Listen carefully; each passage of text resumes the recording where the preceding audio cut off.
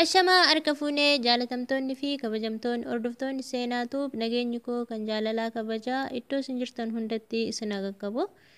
Haddallee viidiyoo biraatiin olitti deebinee jira. Viidiyoon adda qabadhe isin deebi'e viidiyoo ariifachiisaadha. Hundi keessanuu dhagahuu qabdan jedheetti kan isin biraan gahe jechuudha.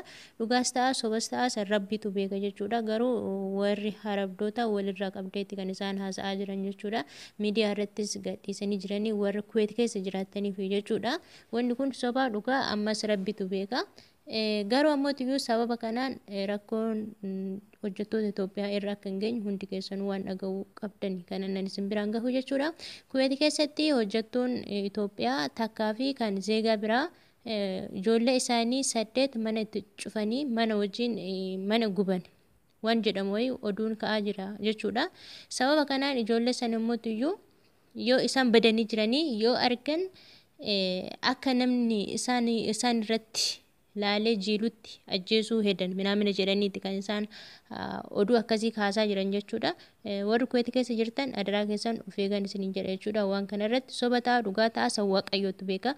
Ani ammoo dhibban dhibbatti waan ani itti amanuu qabu. Garuu haasa'amaa jira waan ta'eef isinis dhagahuu qabdan jechuudha. Manni gubachuun sirriidha. Ijoolleen ammoo akkas baay'eellee urmiidhaan waliin taranii xixiqqaadha. Akkasuma mana yaalaa jiran jechuudha. Manni yoo gubatu viidiyoodhaan argeen jira jechuudha. Caacaataa minamina qaba. Asirratti ammoo isin dhiyeesse yuutuubiin furatu waan ta'e waan akkasiisan isiniif dhiyeessine manni gubachuun sirriidha. Ijoolleen isaa ammoo mana yaalaa akka jiranis sirriidha. Kan du'e hin dhageenye jechuudha. Mana gubamee jira, manni gubatee jira. Kan kana godhamuutu sarraatanyoota Itoophiyaati jedhamaa jira jechuudha. Wanni kun sarraatanyaan dhugumatti akkas gootee fi balaa tasaatiin iyyuu ka'ee wanni irraa beekamu hin jiru jechuudha. Kanaaf yaa obboleeyyan kiyyaa biyya Arabaa kamirrayyuu jirtanii of eeggannoo akka gootanii fi kanaan isiniin jedhu jechuudha.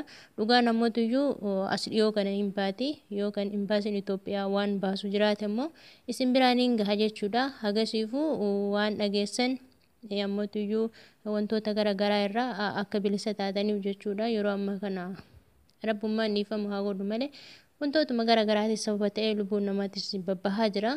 Isaan immoo rabbi dhiifaman waa godhuun jedha. Barri 2020 tun baay'ee sodaachistiin jedha. Bakka jirtanitti kadhannaa keessaniin isinis of yaadachuu hin dagatina. Hiriyoota keessaniif immoo viidiyoo tana sheer gochuu hin dagatina.